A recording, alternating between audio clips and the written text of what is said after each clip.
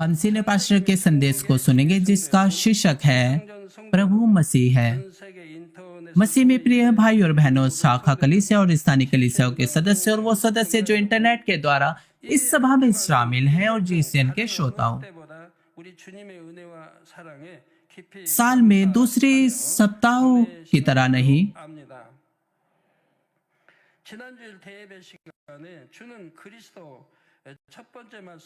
ये जो सप्ताह है, मैं देखता हूँ कि आप इस सप्ताह के लिए पिता परमेश्वर का बहुत ज्यादा धन्यवाद देते हैं और प्रभु के अनुग्रह और प्रेम को याद करते हैं।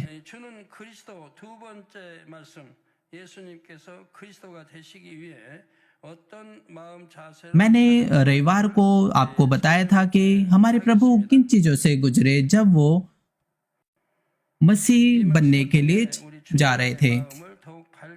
आज रात मैं इसके दूसरे भाग को आपको बताऊंगा। मैं आशा करता हूं कि आप प्रभु के हृदय को और भी ज्यादा अच्छे से समझ सके।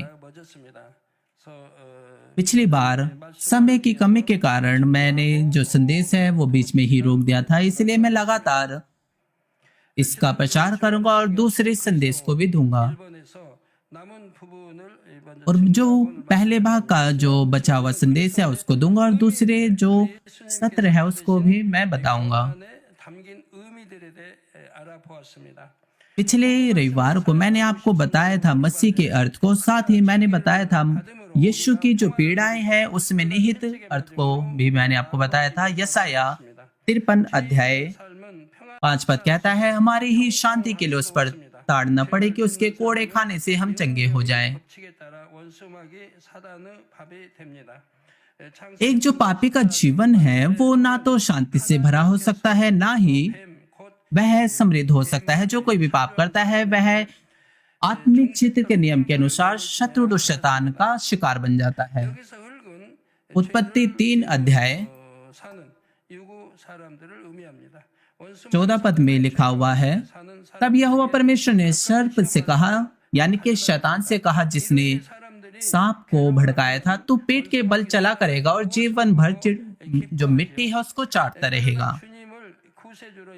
यहाँ पर जो मिट्टी है वह मनुष्य को दर्शाती है जो पापों को करते हैं, और जो शत्रु शैतान है वे उनके जीवन में परीक्षा और आजमाइशों को लाते हैं जो पापों को करते हैं। शत्रु शैतान वो आनंदित होते हैं जब वे उन्हें परीक्षा और पीड़ाओं के द्वारा पीड़ित होते देखते हैं, परंतु वो लोग जो प्रभु को उद्धारकर्ता के रूप में स्वीकार करते हैं उनका जीवन वो पाप से मुक्त हो जाता है और वे शत्रु शैतान द्वारा लाई गई दुर्घटनाओं, बीमारी और गरीबी से छुटकारा प्राप्त करते हैं। परंतु और क्योंकि हमारे प्रभु ने हमारे पापों की समस्या को सुलझा दिया उस सजा के अधीन होने के द्वारा जिसमें हमें जाना था, और हम शांति का आनंद ले पाए हैं। और क्या कारण है कि हमारे प्रभु गौशाला में जन्मे? वो इसलिए ताकि मनुष्य को गरीबी से छुड़ा सके। अगर कोई पहले से ही अगर बीमार है, यदि वो अपने हृदय से पश्चाताप करे और पाप की दीवार को तोड़ दे तो फिर वो चंगा हो सकता है, जैसे कि वचन कहता है मत्ती 8 अध्याय 17 पद में,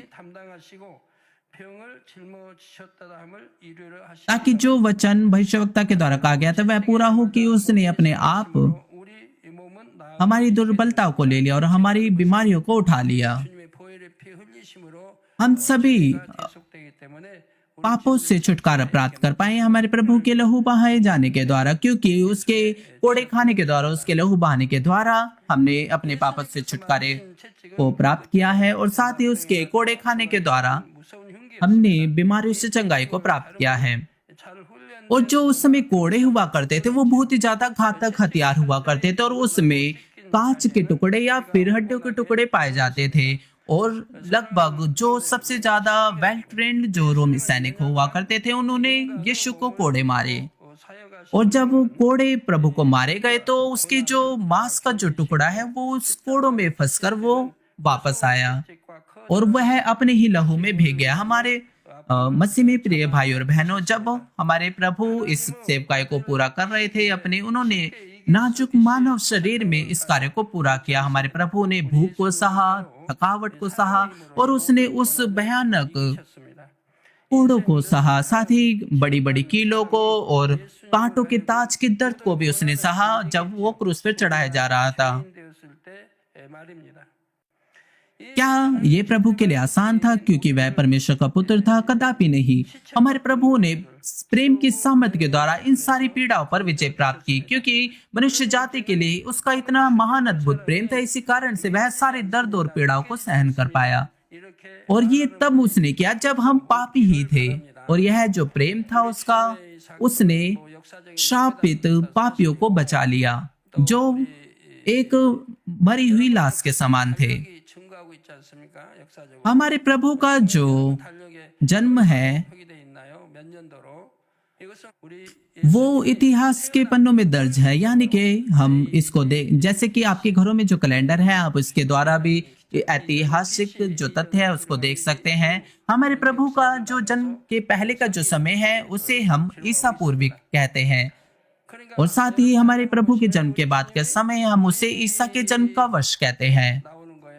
और इस प्रकार से मनुष्य जाति का जो इतिहास है वो बटा हुआ है। और कैलेंडर को देखने के द्वारा आप देख सकते हैं कि कितने साल हो गए हैं जब हमारे प्रभु इस धरती पर आए हमें हमारे पापों से छुड़ाने के लिए। आपने नए जीवन को प्राप्त करने के बाद एक यानी कि सांस ले पा रहे हैं, और आप प्रभु के प्रेम की प्रशंसा कर रहे हैं, और आप प्रभु के प्रेम के लिए धन्यवादी हैं, और इसी कारण से आप उसके प्रेम के सामर्थ्य के द्वारा सब चीजों को कर सकते हैं। वो हृदय जो पाप से दबित है, जो बहुत ही ज्यादा गाढ़ा है, वह भी यानी कि बर्फ के समान श्वेत हो सकता है। हम अपने हृदय और अपने शरीर को भी पवित्र कर सकते हैं। मैं आशा करता हूं कि आप आत्मा, संपूर्ण आत्मा के जन बने जो पवित्र है। और मैं प्रभु यीशु मसीह के नाम से प्रार्थना करता हूं, जो पीड़ित हुआ, जो जिसने सारे दुखों को उठाया, कि आप पिता परमेश्वर को आनंद और खुशी दे सके, जिसने अपने इकलौते पुत्र को हमारे लिए दे दिया। मैंने आपको समझाया कि हमारे प्रभु मसीह बनने के लिए किन चीजों से गुजरे।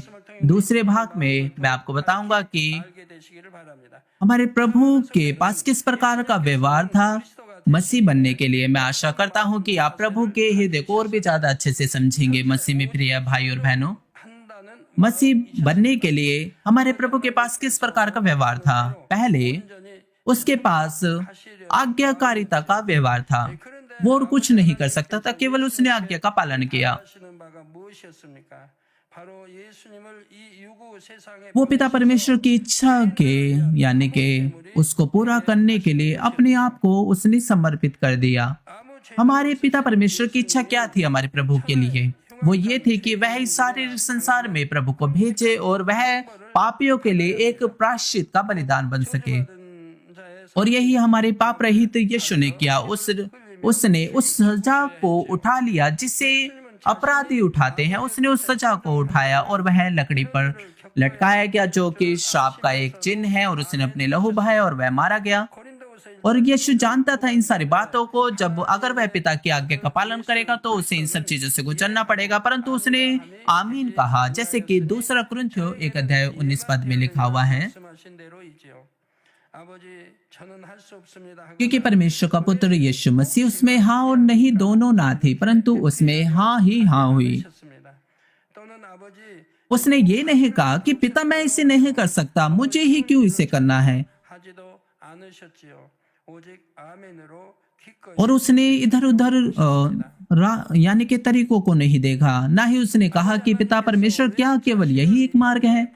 उसने आसान तरीकों को ढूंढने की कोशिश नहीं की। उसने केवल आमीन कहा और आज्ञा का पालन किया। प्रेम और न्याय की दृष्टिकोण से हम देख सकते हैं कि यीशु के पास यानी कि साफ समझ थी कि क्यों पिता परमेश्वर ने उन्हें इस पृथ्वी पर भेजा।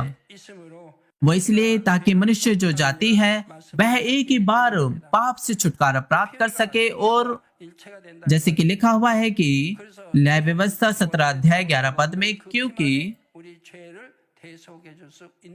प्राण के कारण लहू ही से प्रायश्चित होता है। केवल एक पाप रहित व्यक्ति के लहू के द्वारा जो पाप है वो क्षमा हो सकते हैं, और इसी कारण से हमारे प्रभु को लहू बहाना पड़ा। सारी जो मनुष्य जाति है वह आदम की संतान है, और सभी जो है वो मूल पाप के साथ जन्मे हैं। चाहे कोई व्यक्ति कितना ही धर्मी और भला क्यों ना हो, वह कभी भी मनुष्य को उनके पापों से छुटकारा नहीं दे सकता। इसी कारण से परमेश्वर का पुत्र वह देह में इस संसार में आया और उसने मनुष्य यानी कि जो कुंवारी मरियम है उसके देह को उधार लिया और वह पवित्र आत्मा के द्वारा वह गर्भ में आया। क्योंकि उसके अंदर कोई भी मूल पाप नहीं था, हमारे प्रभु पवित्र आत्मा के द्वारा घर में आए और हमारे प्रभु इस न्याय को अच्छे से जानते थे और वह पिता परमेश्वर के प्रेम को जानते थे जो आत्माओं के लिए था जो कि पापी हैं। और प्रभु भी उस महान प्रेम को एहसास कर पा रहे थे जो पिता परमेश्वर के पास है उन आत्माओं के लिए कि वो उद्धार की ओर उनकी अगुवाई करे, चाहे उसे सब कुछ बलिदान ही क्यों ना करना पड़े। और हमारे प्रभु पिता परमेश्वर की इच्छा का स्वेच्छा पूर्वक पालन कर पाए और कभी भी हमारे प्रभु के साथ जबरदस्ती नहीं की गई कि वह आज्ञा का पालन करे। वह जानता था, पिता परमेश्वर के हृदय को जानता था और उसके अंदर इच्छा थी कि वह पिता परमेश्वर की इच्छा का पालन करे। और उसने पिता परमेश्वर के इस कार्य को कि पापी जो है वह उद्धार की ओर जा सके, उसने इस कार्य को अपना कार्य समझा और एक हृदय और एक इच्छा से उसने मनुष्य जाति के प्रावधान को पूरा किया। और जब आप पिता परमेश्वर के कार्य को पूरा करते हैं यानी कि परमेश्वर के राज्य के कार्य को पूरा करते हैं, तो अगर आपके पास प्रभु के समान हृदय है तो आप भी प्राकृतिक रूप से परमेश्वर की इच्छा का पालन करेंगे। चाहे हम पालन करें, चाहे हम दूसरे की सेवा करें, दूसरे से प्रेम करें, यह हमारे हृदय की गहराई से होना चाहिए। और अंत में आपको पिता परमेश्वर की इच्छा को समझना है, जानना है उसकी आज्ञाओं में। तब आप पिता परमेश्वर के राज्य के कार्य को अपना समझेंगे। अगर आप इस प्रकार से करने को तैयार हैं तो आपको कैसा भी कार्य क्यों न दिया जाए आप उसे पूरा करेंगे।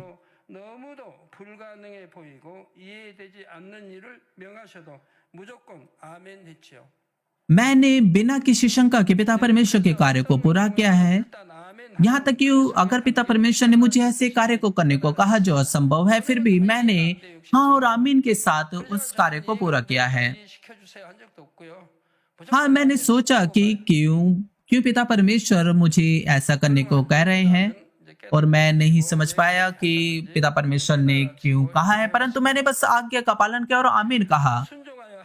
और मैंने कभी प्रार्थना नहीं की कि कृपया पिता परमेश्वर मुझे समझाइए कि मुझे ये क्यों करना है, परंतु एक हफ्ते के बाद पिता परमेश्वर मुझे एहसास कराते थे, मुझे समझाते थे कि जो मैं पहले नहीं समझ पा रहा था। और इसे बढ़कर मैंने पालन किया और मैंने अपने कदमों को बढ़ाया और जो धुंधली थी, जो धुंध थी वो साफ हो गई, जो रास्ता था वो साफ हो गया, वो दिखाई देने लगा और अंत में मैं बहुत से फलों को उत्पन्न कर पाया और पिता परमेश्वर की महिमा को प्रकट कर पाया।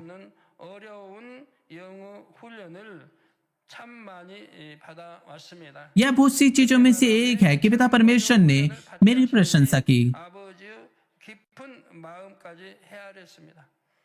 शारीरिक रूप से ऐसा लगता है कि पिता परमेश्वर ने मुझे जो कठिन परिस्थिति है उसमें डाला, परंतु इस स्थिति के द्वारा मैं पिता परमेश्वर की भली इच्छा को ढूंढ पाया और मैंने आत्मिक प्रशिक्षण के द्वारा बहुत सी चीजों की समझ को प्राप्त किया, उन वचनों को समझ पाया जो मैं नहीं समझ पा रहा था।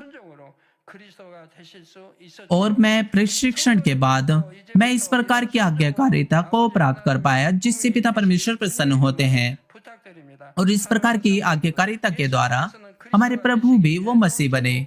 मैं आग्रह करता हूँ कि आप पिता परमेश्वर के लिए आनंद का कारण बनेंगे इस प्रकार की आज्ञाकारिता को करने के द्वारा। मसीह में प्रिय भाई और बहनों, मसीह बनने के लिए हमारे प्रभु ने दूसरी बात ये की कि उन्होंने अपने आप को बलिदान कर दिया और अपने आप को समर्पित कर दिया। यहाँ पर जो बलिदान है वो दर्शाता है अपने जीवन को, अपनी संपत्ति को, अपने अधिकार को, और जो भी आपके लिए सब कुछ महत्वपूर्ण है और आपके लिए बहुमूल्य है उसके लिए दूसरों के लिए बलिदान कर देना, ये है बलिदान। और जो समर्पण है वो ये है कि एक ऐसी क्रिया जिसमें आप अपनी ऊर्जा और अपना बहुत सारा समय उनके लिए खर्च करते हैं। हमारे प्रभु ने भी मसीह बनने के लिए अपना सब कुछ दे दिया, पापियों के लिए उद्धारकर्ता बनने के लिए और क्रूस के प्रावधान के मार्ग को पूरा करने के लिए जिसे पिता परमेश्वर ने समय से पहले तैयार किया हुआ था। उसने अपना पूरी देह, अपना पूरा हृदय समर्पित कर दिया। उसके अंदर कोई भी स्वयं के लाभ की इच्छा नहीं थी। उसने क्रूस का जो उद्धार का प्रावधान था उसको पूरा किया, इस तरह के व्यवहार को अपनाने के द्वारा, जैसे कि इफिसियों 2:16 कहता है, और क्रूस पर बैर को नाश कर और क्रूस पर बैर को नाश करके इसके द्वारा दोनों को एक देह बनाकर परमेश्वर से मिलाए।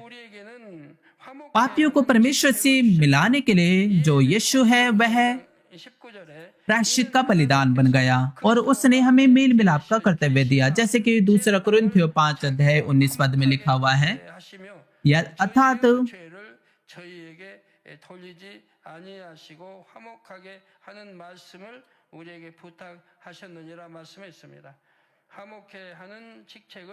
अर्थात परमेश्वर ने मसीह में होकर अपने साथ संसार का मेल मिलाप कर लिया और उनके अपराधों का दोष उन पर नहीं लगाया। उसने मेल मिलाप का वचन हमें सौंप दिया।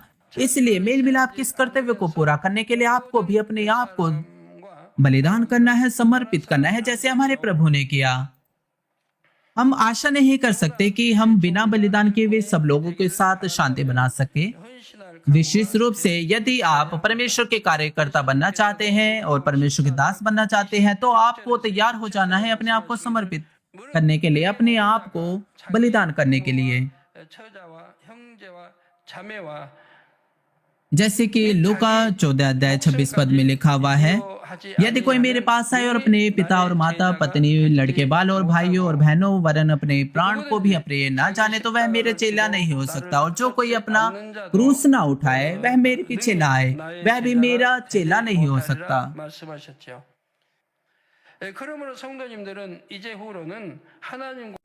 इसीलिए आपको कभी भी ऐसी चीजों को नहीं करना है जिससे कि आपकी शांति परमेश्वर के साथ भंग हो जाए, वो खत्म हो जाए। जब आप पापों को करते हैं तो परमेश्वर के सम्मुख पाप की दीवार बन जाती है और शांति भंग हो जाती है। ऐसे पाप जो मृत्यु की ओर ले जाते हैं, वो ऐसी दीवार को खड़ी करते हैं जो कभी नहीं टूट सकती।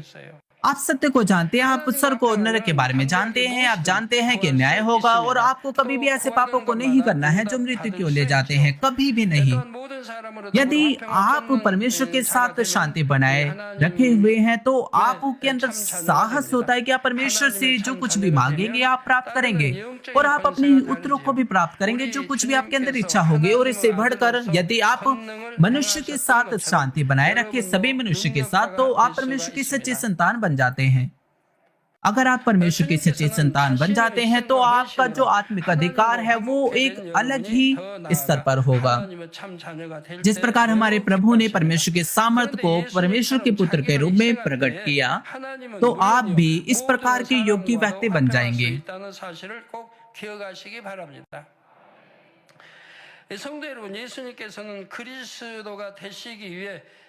परंतु आपको याद रखना है कि केवल जब आप अपने आप को बलिदान करेंगे हमारे प्रभु यीशु मसीह की तरह, तो आप न केवल परमेश्वर के साथ परंतु सभी मनुष्य के साथ शांति को बनाए रख सकते हैं। मसीह में प्रिय भाई और बहनों, मसीह बनने के लिए हमारे प्रभु ने अपने हृदय को केवल प्रेम से ही भरा। पहले मैंने आपको बताया था कि हमारे प्रभु के पास आज्ञाकारिता का व्यवहार था और साथ ही उसने अपने आप को बलिदान किया मसीह बनने के लिए। हमारे प्रभु उन सब चीजों को कर पाया वो इसलिए क्योंकि उसका जो हृदय है वह पूरी तरह से प्रेम से भरा हुआ था और पापियों के लिए उद्धारकर्ता बनने के लिए वह मृत्यु के बिंदु तक आज्ञा का पालन करने के योग्य हो पाया। वह तो खुद परमेश्वर के तुल्य था, परंतु उसने अपने आप को इतना दीन किया, इतना नम्र किया कि वह उसने दास का रूप धारण कर लिया और अपने आप को पूरी तरह से बलिदान कर दिया। और ये सारी चीजें तभी संभव हो पाए क्योंकि उसका जो हृदय है वह पिता परमेश्वर के लिए और आत्माओं के लिए प्रेम से भरा हुआ था। यदि आप पिता परमेश्वर से अपने हृदय की गहराई से प्रेम करते हैं तो ऐसा कुछ भी नहीं है जिसका पालन आप ना कर पाए। आप ऐसे नहीं कहेंगे कि क्या मुझे इसे करना चाहिए, आप उससे बचेंगे नहीं। आप ऐसा नहीं कहेंगे कि मैं इसे नहीं करना चाहता, मुझे ही इसे क्यों करना है। आप अनैतिककारिता करने की कोशिश नहीं करेंगे, आप केवल कहेंगे हाँ और आमीन। और जितना ज्यादा महान प्रेम आपके पास होगा तो आप उतनी ही ज्यादा उसकी इच्छा का पालन करने की कोशिश करेंगे। परमेश्वर जो प्रेम की सामर्थ्य है वो इस प्रकार से है कि वो असंभव को भी संभव बना देती है। और श्रेष्ठ गीत जैसे कि श्रेष्ठ गीत 8 अध्याय 6 पद में लिखा हुआ है, क्योंकि प्रेम मृत्यु के तुल्य सामर्थी है। और साथ ही 7 पद में लिखा हुआ है, पानी की बाढ़ से भी प्रेम नहीं बुझ सकता और नाम महानदों से डूब सकता है। यदि कोई अपने घर की सारी संपत्ति प्रेम की संति दे दे तो भी यह अत्यंत तुच्छ ठहरेगी। हमारे प्रभु वह पापियों के लिए मर पाए इस बिंदु तक कि उन्होंने परमेश्वर की इच्छा का पालन किया। यह सारी चीजें प्रेम के सामर्थ्य के द्वारा हुई है। जो हमारे प्रभु का प्रेम था, वह उसने दर्द और पीड़ाओं को और भय को पार कर दिया। और जैसे कि पहला यूहन्ना 4 अध्याय 18 पद में लिखा हुआ है, प्रेम में भय नहीं होता वरन सिद्ध प्रेम भय को दूर कर देता है। यदि आपके पास परमेश्वर का प्रेम है तो आपके अंदर कोई भय नहीं होगा। आप जो कुछ भी करेंगे वो परमेश्वर की आज्ञाकारिता में करेंगे और आपके अंदर कोई भय नहीं होगा और आप सब चीजों में साहस के साथ करते रहेंगे। और इसी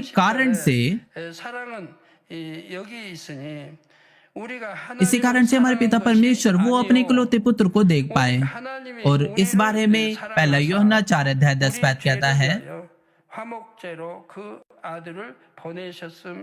प्रेम इसमें नहीं है कि हमने परमेश्वर से प्रेम किया, पर इसमें है कि उसने हमसे प्रेम किया और हमारे पापों के प्रायश्चित के लिए अपने पुत्र को भेजा। ये नहीं कि हमने परमेश्वर से सबसे पहले प्रेम किया, परंतु परमेश्वर ने हमें सबसे पहले प्रेम किया। हमें हमारे पापों से छुड़ाने के लिए परमेश्वर ने अपने इकलौते पुत्र को हमारे लिए दे दिया, प्रायश्चित के बलिदान के लिए। क्योंकि आप इस पर विश्वास करते हैं और आप चर्च जाते हैं और प्रभु यीशु मसीह को अपना उद्धारकर्ता के रूप में और प्रभु के रूप में ग्रहण करते हैं। क्या आप ऐसा नहीं करते? इसी कारण से हम कहते हैं कि वो सेनाओं का यहोवा वो प्रेम है।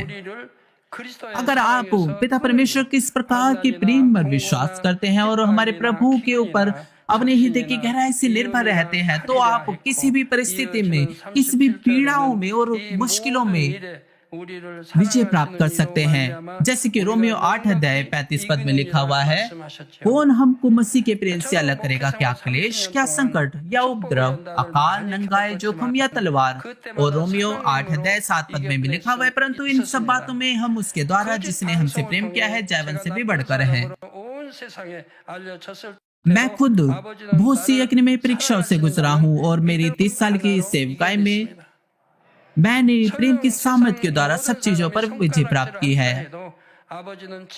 जब मैं ब्रॉडकास्टिंग के द्वारा पूरे संसार भर में एक बुरे व्यक्ति के रूप में जाना गया, तो भी मैं विश्वास के द्वारा इस चीज पर विजय प्राप्त कर पाया कि ये पिता परमेश्वर मुझसे प्रेम करता है। मैंने ये विश्वास किया। अगर सब लोग मेरे ऊपर उंगली उठाएं, परंतु यह तथ्य कि परमेश्वर पिता सत्य को जानता है, तो मैं अपने हृदय में उस प्रेम को महसूस कर पाया। मैंने कभी भी पिता परमेश्वर के प्रेम पर शंका नहीं की। मैंने हमेशा 100% उस पर भरोसा रखता है। मैं परमेश्वर पर विश्वास करता हूँ, भरोसा रखता हूँ 100%। मेरा जो भरोसा और प्रेम है वो कभी भी 100 से नीचे नहीं गया है। मैंने हमेशा पिता परमेश्वर की तरह ही सोचा है, क्योंकि मैंने कभी भी पिता परमेश्वर की आज्ञा को नहीं तोड़ा है। मैं हमेशा साहस से भरा रहता हूँ, क्योंकि मैं हमेशा आज्ञाकारी रहा हूँ। इसीलिए परमेश्वर पिता के सम्मुख मुझे ही आव है। और प्रशिक्षण के बाद, यानी कि बहुत सी अग्निमय परीक्षाओं के बाद, जो अद्भुत आशीषें हैं वो मुझे मिली है, वो हमें मिली है, क्योंकि मैं इस तथ्य को जानता हूँ। मैंने बताया कि आशीषें आएंगी। और फिर क्या हुआ? जब तीन परीक्षाएं खत्म हो गई, पिता परमेश्वर ने 2000 युगांडा क्रूसेड के द्वारा हमें आशीषें दी, और जो आशीषें हैं वो अभी तक रुकी नहीं, वो चलती आ रही है। और जब हमने परीक्षाओं पर धन्यवाद के साथ हमने विजय प्राप्त की, तो महान और बड़ी आशीषें हमारे जीवन में आए और इजराइल की क्रूसेड तक हम वहां पर गए। और मैं आशा करता हूं कि आप भी पिता परमेश्वर के प्रेम के द्वारा इस पूरे संसार भर में विजय प्राप्त करेंगे। यहाँ तक कि अगर आप आत्मा संपूर्ण में आए तो भी हो सकता है कि आप सताव को प्राप्त करें। तो इस मामले में यदि आप प्रभु के नाम पर सताए जाएं, तो जैसे कि यूसुफ था, जब वह दास के रूप में बेचा गया और उसे जेल में डाल दिया गया, तो बाइबल क्या कहती है इस स्थिति में? उसके उसके जो मार्ग है वो समृद्ध बने रहे।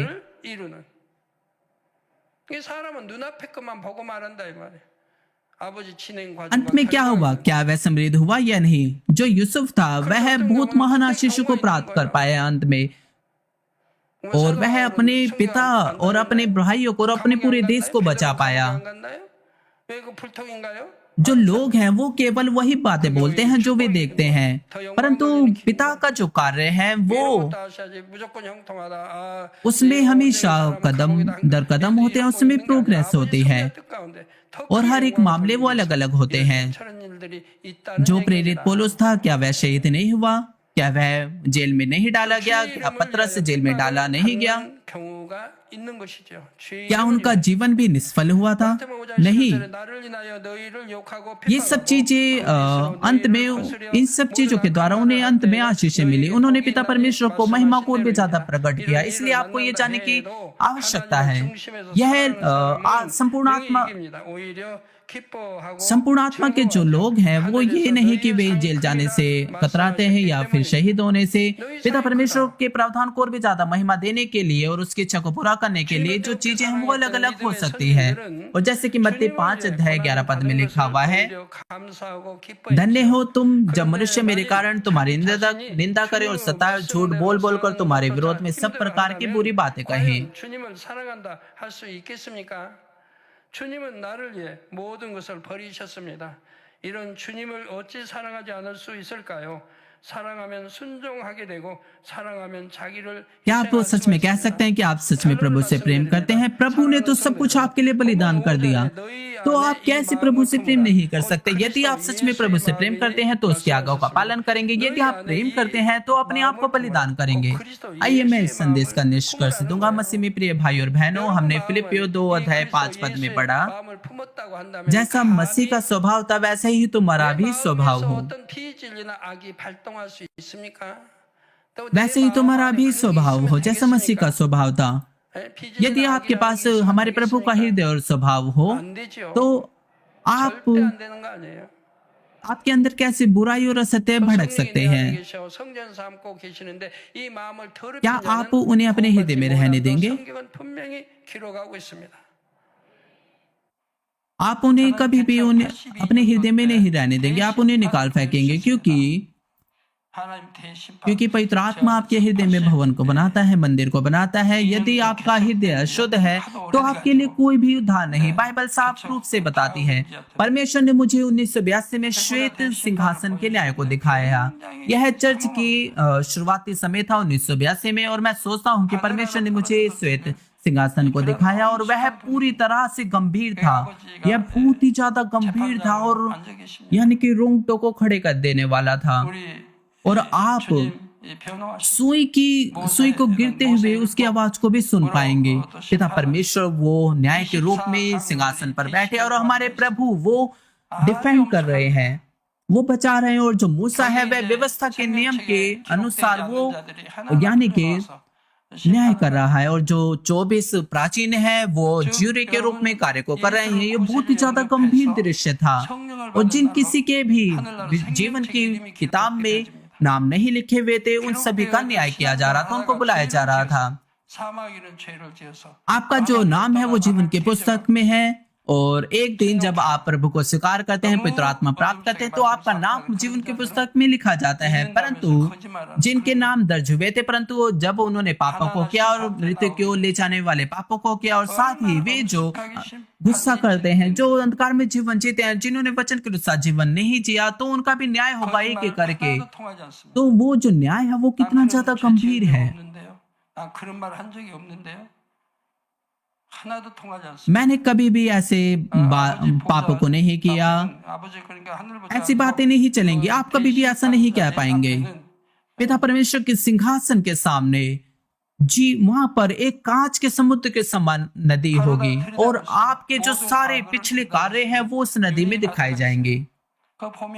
सारी की सारी चीजें, चाहे छुपी हो या देखी हुई हो, वो सारी चीजें उसमें दिखाई जाएंगी। 우리 심판 सब 때 चीजें प्रकट होंगी 나가지 않도록 उस कांच के समुद्र के द्वारा। 해야 됩니다. 이 시간은 우리 예수님이 그리스도가 और आप बहाना भी नहीं बना पाएंगे। 세 가지 마음을 말씀드렸습니다. इसलिए हमें अपने जो मसीह जीवन है, हमें ऐसा जीवन जीना है ताकि हम उस सजा के न्याय के लिए ना बुला जाएं। जैसे कि मैंने प्रभु के उस 3 व्यवहार को बताया जो उन्होंने मसीह बनने के लिए किए। वे वो व्यवहार थे कि यानी कि आज्ञाकारिता का व्यवहार और समर्पण और बलिदान का व्यवहार और आत्मा और पिता के प्रेम के लिए यानी कि उनका व्यवहार। इसलिए मैं आशा करता हूं कि आप प्रभु के इस हृदय को प्राप्त कर पाएंगे और मैं आशा करता हूं कि आप अपने हृदय को भी ज्यादा शुद्ध कर पाएंगे। इसलिए आइए हम इस संदेश पर विचार करते हुए हम प्रार्थना करेंगे। 우선 순종한다는 마음이셨습니다. 할 수 있는 것, 하기 쉬운 것이 아닌 저주받은 자의 끔찍한 형벌을 대신 감당해야 하는 일에 대한 순종이셨습니다. 또한 희생과 헌신한다 하는 마음이시라 했습니다. 마음과 정성뿐 아니라 목숨을 담보하지 않으면 불가능한 마음이 아니겠는지요. 마지막으로 마음 가득히 사랑뿐인 마음이다 하셨습니다. 가히 불가능한 일들에 대한 순종과 희생, 헌신을 가능하게 하는 이러한 사랑의 힘으로 우리를 구원해 주심에 감사를 드립니다. 이러한 주님의 마음을 닮아 더욱 온전한 주의 자녀로 나오는 모든 만민이 되게 역사해 주시옵소서. 감사드리옵고 예수 그리스도 이름으로 기도하옵나이다. 아멘. 당의자임의 환자를 위한 기도를 받겠습니다. 아픈 곳이 हम बीमारों के लिए सिलाश की प्रार्थना को ग्रहण करेंगे। यदि आप बीमार हैं तो अपने बीमार अंगों पर हाथ रखें। यदि आप बीमार हैं तो अपने हालेलुया। सर्वशक्तिमान प्रेमी पिता परमेश्वर, कृपया अपना हाथ सभी भाइयों और बहनों पर रखें जो इस वक्त इस प्रार्थना को ग्रहण कर रहे हैं। सभी सदस्यों पर अपना हाथ रखिए, शाखा कलीसियाओं में और स्थानीय कलीसियाओं में और तमाम GCN टीवी दर्शकों पर और मानवीन टीवी दर्शकों पर, और वे जो इस सभा को सैटेलाइट, केबल और इंटरनेट पर संसार भर में देख रहे हैं। हृदय में उनके विश्वास बोइए, उनके नकारात्मक विचार और शक दूर कीजिए। तमाम क्लेश और आजमाइशें उन्हें छोड़कर चली जाएं। पवित्र आत्मा की आग के द्वारा सिर से लेकर पैर तक उनके तमाम बीमार और प्रभावित अंगों को झुलसा दीजिए। तमाम कोशिकाओं, ऊतक और तंत्रिकाओं को, तमाम अंदरूनी अंग और आंतों समेत सृष्टि की ज्योति उन पर आ जाए। यीशु मसीह के नाम से मैं आज्ञा देता हूँ, शत्रु, दुष्ट और शैतान, तमाम बीमारियां, रोगाणु, विषाणु और निर्बलताएं दूर हो। ज्योति उन पर चमके। उनके सभी असाध्य और अंतकारी रोग पवित्र आत्मा की आग के द्वारा जला दीजिए। तमाम प्रकार की महामारियां और संक्रामक रोग, मलेरिया समेत दूर कीजिए। तमाम प्रकार की नई और अज्ञात बीमारियां, स्वाइन फ्लू सहित उनसे दूर हो और साफ हो जाएं और चंगे हो जाएं।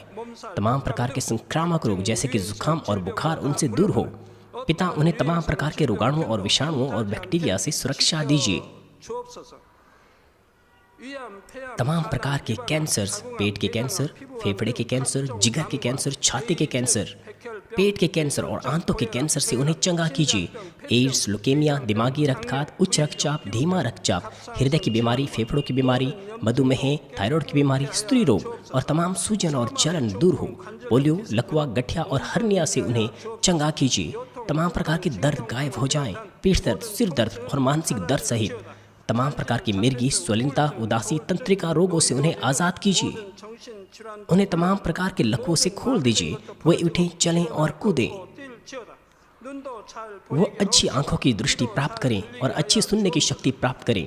अंधों की आंखें खुल जाएं, बहरों के कान खुल जाएं और गूंगे बोलने लगे। तमाम प्रकार के दुर्घटना के दुष्प्रभाव चंगे कीजिए। कड़की और टूटी हड्डियां चंगी कीजिए। उन्हें जलन से ठीक कीजिए। जलन और दहन संवेदना उनसे दूर हो। पिता, कोई दाग वहां न रह जाएं।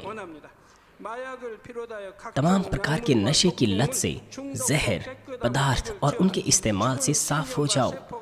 पिता, मरी हुई कोशिकाओं, ऊतक और तंत्रिकाओं को जला दीजिए। मृतकों को जला दीजिए। उन्हें आशीष दीजिए गर्भधारण की।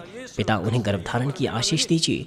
यीशु मसीह के नाम से मैं आज्ञा देता हूँ, शत्रु, दुष्ट और शैतान, हवाओं के सामर्थ्य के शासक, अंधकार की बुराई की सेनाएं और उनके दास दूर हो। बुरी आत्माएं, अशुद्ध आत्माएं, धोखे की आत्माएं, अलग करने वाली आत्माएं, झूठ की आत्माएं और तमाम अंधकार के बल दूर हो। दुष्टता के बंधन खुल जाएं, अंधकार दूर हो। ज्योति आ जाए। पिता परमेश्वर उन्हें ताकत दीजिए कि वे प्रार्थनाओं में पुकारें। उन्हें सामर्थ्य दीजिए कि वे पापों को दूर करें और पवित्र हो जाएं। वो भले चंगे रहें जब उनका प्राण समृद्ध होता है। उनके परिवारों में भी सुसमाचार का प्रचार हो। उन्हें सुरक्षा दीजिए तमाम दुर्घटनाओं और विपत्तियों से, और आशीष दीजिए कि एक सफल जीवन और संपन्न जीवन सब बातों में वे जीने पाएं। कृपया अपने बच्चों को, उनके घर, कार्यशालाओं और व्यापारों को पवित्र आत्मा की आग की दीवार से, स्वर्ग की सेना, स्वर्ग दूतों और अपनी धधकती आंखों के द्वारा सुरक्षा दीजिए। विद्यार्थियों को बुद्धि और समझ दीजिए। जोश और जुनून, मेहनत और पढ़ाई की इच्छा से भर दीजिए। उनके हृदय और मनों को संसारिक बातों से बचाएं और उनके हृदयों में और भी अधिक जोश और प्रेम परमेश्वर के लिए बो दीजिए। अपने बच्चों को आशीष दीजिए कि वे सब बातों में आपको महिमा दे, जो कुछ भी करें, चाहे वे खाए पिएं या जो कुछ भी करें। वे अंगीकार करने पाएं और जीवित परमेश्वर की गवाही यह कहकर देने पाएं कि मैं परमेश्वर से मिला हूँ, मैंने उससे आशीषें और उत्तर प्राप्त किए हैं। पिता परमेश्वर, आपका धन्यवाद। सारी महिमा केवल आपको मिले। हमारे प्रभु यीशु मसीह के नाम से मैं प्रार्थना करता हूँ, आमीन।